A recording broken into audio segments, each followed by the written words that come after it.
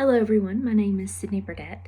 I teach second grade in Southern West Virginia, and today we're going to talk about the 5 components of reading, how they relate to writing, some instructional strategies that we can use related to those 5 components, how important assessment is of those components, and digital tools and online resources that we can also use. So first off, the 5 components of reading include phonemic awareness, phonics, vocabulary, reading fluency, and reading comprehension strategies. Of course, we all know that reading and writing go hand in hand because in order to read fluently, we have to be able to write. In order to write, we have to be able to read. Reading comes first, writing comes second, but at the end of the day, we start with writing the alphabet, which sets a foundation for reading. Writing, we can retell and summarize. We can take informational text and pull out key facts and components to create informative paragraphs based on our reading comprehension strategies, which are retelling, text-dependent questions, highlighting key components, main idea, details, things like that. Sequencing of events is a big skill that we do in second grade. We start off with something that the students know how to do.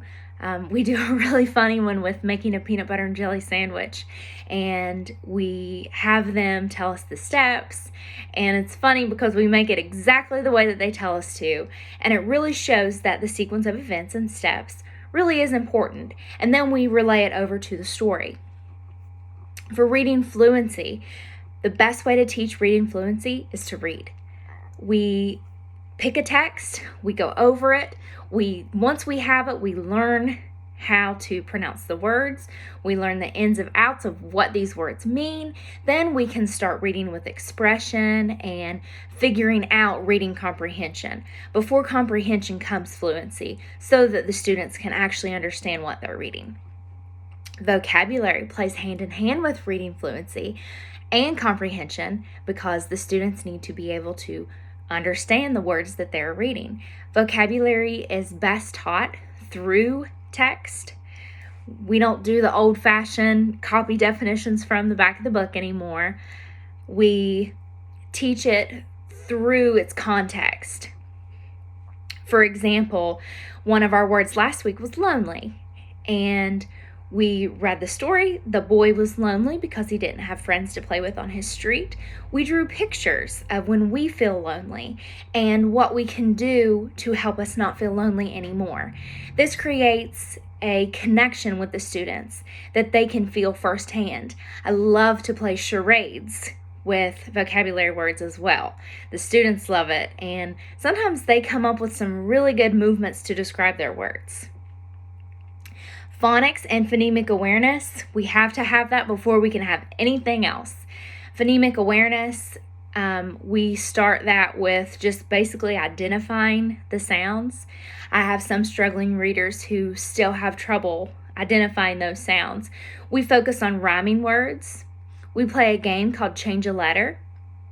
So for example, I'll take lake, tell the students to change a letter, and they might make bake.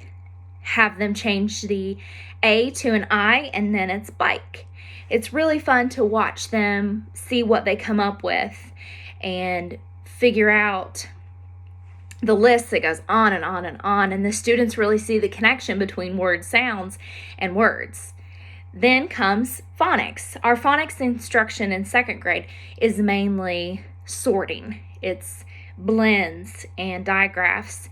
And first grade and kindergarten is a lot of word sorts and singling out sounds such as long A, short A, PH, things like that. When they come to me, today we're working on the shun, T-I-O-N, and T-U-R-E. And it's really just sorting those words with this side is where the shun words go, this side is where the sure words go. And we focus on that because not a lot of phonics things follow the rules. The TI, we call it sticky I, it comes and it makes the sh sound. Normally it would be SH.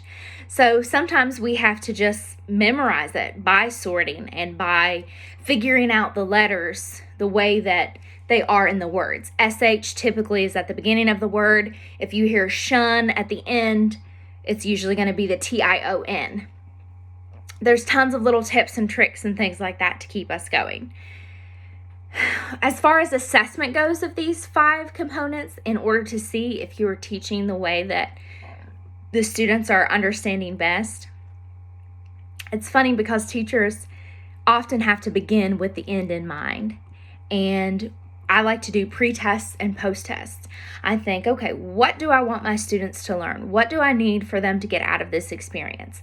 We take a small pre-test, 5 questions, nothing large because we don't want it to be overwhelming for the students because they probably won't know the content because they haven't been taught it yet. And we also want it to be quick.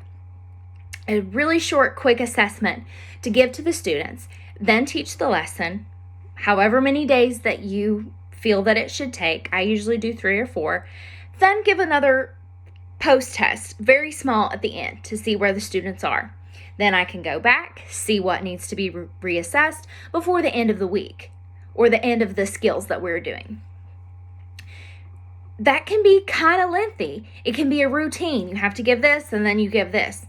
But it works. It's very effective. You can see firsthand how the students improve and what they need to work on. You also have concrete data with you to show how they've improved.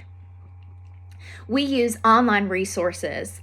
We use STAR through Renaissance Place, which tracks their progress monitoring for just the total overall of second grade skills. I recommend that for a broad general idea of where the students fall, and then these small assessments for a specific skill that you want to ensure that your students are learning. For example, a small assessment we also do is post-it notes. I'll teach the lesson, give 1 question, give the students a post-it. If they answer it correctly, they get to move on and do some independent work. If not, they come up to me and we go over it again. This is a very, very simple way that I can ensure that I'm reaching the content to all students, that we are all on the same page. A student isn't struggling with the assignment. If they know it, they can do the extra practice. If not, we can do some extra practice up at the front together. Epic Reading is a really great digital resource. It's something that the teacher can use as well as the students. The students can use it independently to read audiobooks or informational text, magazines, comic books, types of text that I typically wouldn't have in my classroom. It allows me to have a large classroom library without taking up a lot of space. There's also resources for teachers such as writing units and mentor texts that give writing prompt ideas, strategies, different things to promote reading.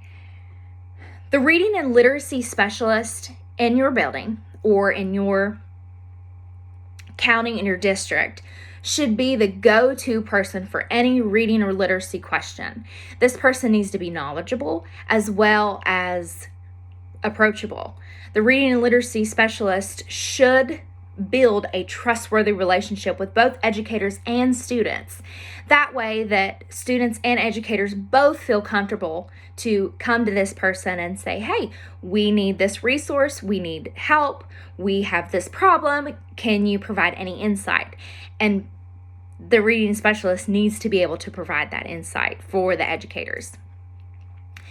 Whenever that relationship is close, things will come after. And that's when the best learning occurs, both with the reading specialist, the educator, and the students. And hopefully, all of these components and these strategies will build a love of reading in the classroom that will transfer over into writing. Thank you.